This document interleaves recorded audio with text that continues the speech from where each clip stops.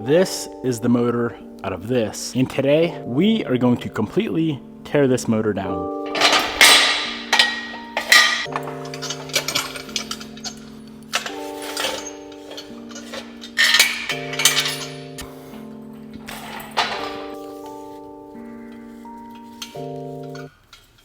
Yesterday I got this entire power plant plopped out of the car.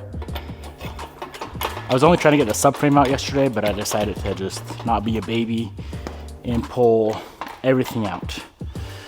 So now we should have enough time today to completely pull the motor all the way down and see exactly what's going on. What all does this thing need to get back on the road? And if you did not see yesterday's video, under boost, this thing pushes absurd amounts of coolant. 99.999% sure it pulled the threads out of the aluminum block for the cylinder head stud. So we need to get the motor up on an engine stand, meaning we need to go ahead and get the transfer case and the transmission off of the motor. Meaning the first thing I need to do is go ahead and disengage the throwout bearing clip.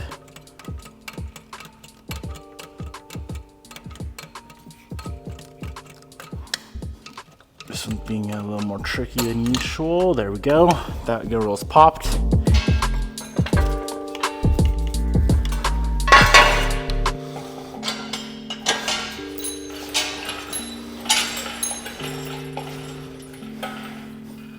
There will be 3 bolts up top, 3 bolts on the bottom, and with this turbo kit, it is a dual wastegate, and one of the wastegate dump tubes just so happens to be in the way of removing the T-case. Not a big deal, 1 bolt to pull that guy.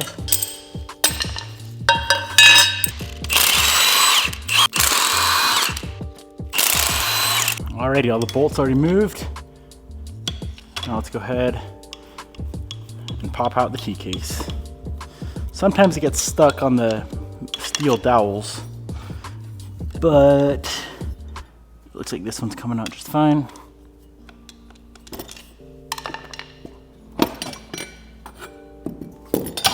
Transfer case is off of the power plant. Let's go ahead and pop the transmission off the motor.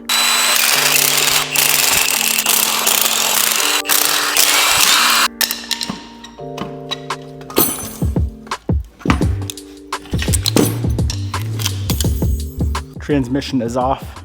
Now all we are left with is the motor. Let's pop off the clutch, flywheel, and this thing is ready for the engine stand.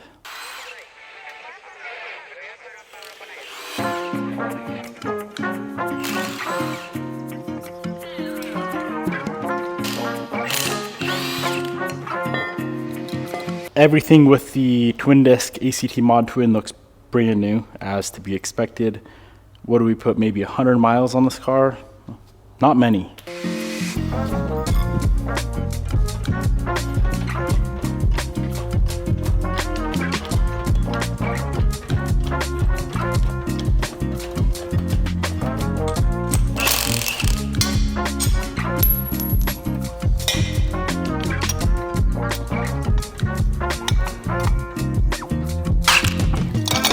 You know, being that I know this crankshaft is going to come out, I'm going to go ahead and pull the rear main now. It's something that I never do. You always have to take the block back off of the engine stand to get this rear main off because it bolts together the block and the girdle. The block is split right here. So that should save us quite a bit of time later on.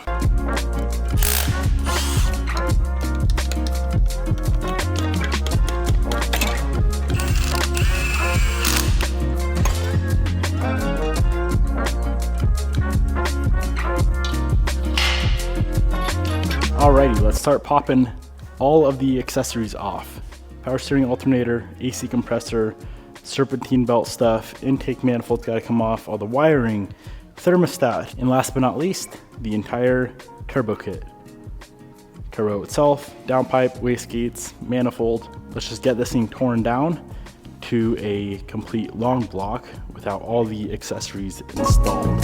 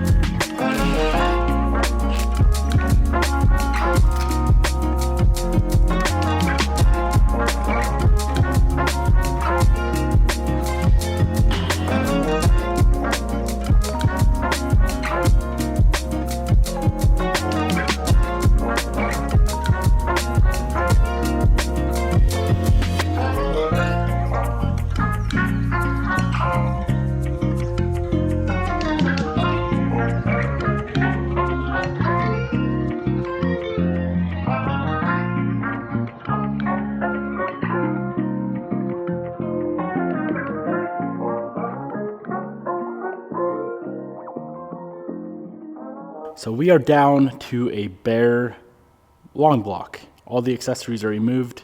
Turbo kit showing right down there. That's a big old turbo. Let's go pop the valve cover. I feel like I've already pulled the valve cover and found a few nuts, cylinder head stud nuts that were loose, but then again, it's been years. And then hopefully work. All right, I see something funny. If we take a look at that stud right there, I don't know if y'all can see that. You see how many threads are coming out past the nut? Look at all the other ones. Flush, flush, flush, flush. It appears that one is the culprit. We need to pop off that timing cover, get the timing chain off, get the cams off, and then the head can come off.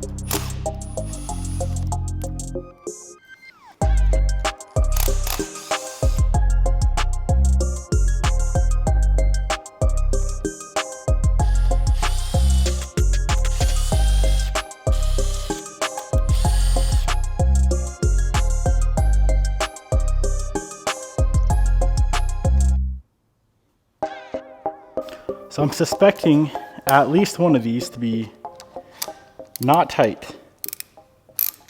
That one that I was talking about earlier, it is completely loose. Now here's the trick. Let's see if we can tighten it ever.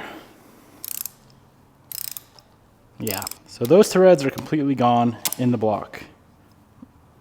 That one's still tight. I'm guessing the rest of these guys are going to be tight, but the front passenger side on cylinder number 1, that thing is gone, man. I thought we had built the best engine possible for this UO10, and while it does have everything else, it's sleeved, it's ported, it's got cams, springs, retainers, best rods and pistons money can buy. It's only as good as its weakest part, and obviously the weakest part is the threads for the cylinder head studs. How ridiculous. I tell you what, man, other than that one stud, these things are as tight as could be. But that doesn't matter because you can't just rethread one of the holes. Every one of these holes, all 10 holes need to be fixed or the block replaced, which is a sleeve block. So that's a lot of money.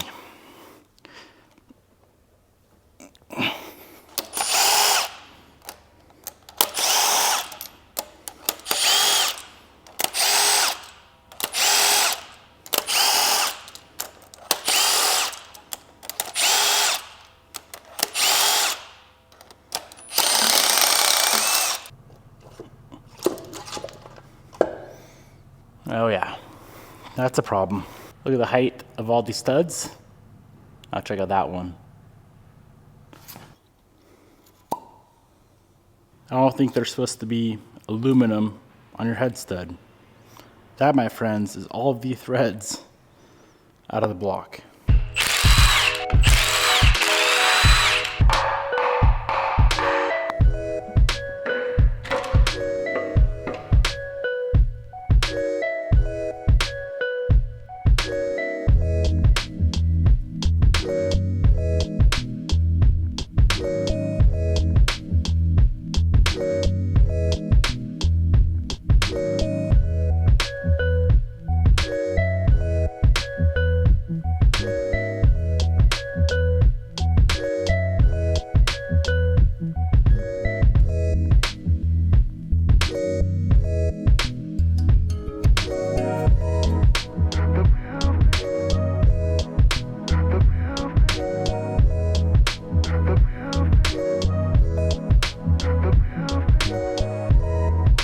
And just like that, my friends, we have a completely torn down motor all the way down to the bare block.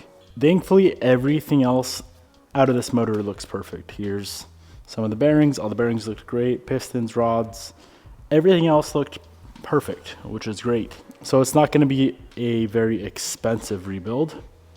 Of course, new bearings, re-ring it, all new gaskets and seals, and fix the threads on the block. Now, like I've said, we have two options when it comes to repairing this issue. Option one, new block, get it re-sleeved, and hope it doesn't pull out the threads again. Option two, there is one company, Piston, quit stealing my microfiber towels, bro. I give you Mr. Freddy here, chew on Freddy. Good boy, don't need a microfiber. There is one company that makes inserts. Now you can't just helicoil it, that would not be nearly strong enough. So I do plan on grabbing those inserts and putting the steel inserts into the aluminum block. That is going to be the best route by a mile. And if those fail, well, just got to turn down the boost at that point. But those aren't going to fail. There's no way those things can ever fail. It does make sense as to why the factory threads fail, but with this insert kit, highly, highly, highly unlikely that it will ever fail. So I plan on grabbing that. And this thing should be back on the road. If we weren't doing all this other random stuff, repainting the bay, trying to clean everything up and make it nice and pretty while the motor's out, I could probably have this entire motor back together and in the car within a week. But Bobby and I, like we discussed in the last video, we really want to take the time and just make this car nice. Not yellow Evo 8 nice, but like nice, you know? So we're going to take a few extra days and do that. I hope you guys enjoyed today's video. It's always fun tearing these motors down. This thing has got so many goodies in it. Corilla rods, CV pistons, Kelford cams, ARP studs, every ARP stud you can do, oversized valves, TI retainers, dual springs, factory crank, which those things are good for a lot of freaking power. Nice little baffled, more so, that's like a 6-quart pan. This thing pretty much has everything but a billet crank. So as soon as we get these threads fixed, we should never have a problem with this motor again. Gonna wrap it up here. Hope you guys enjoyed, and I'll see y'all in the next video. You wanna say goodbye? You little shark looking boy.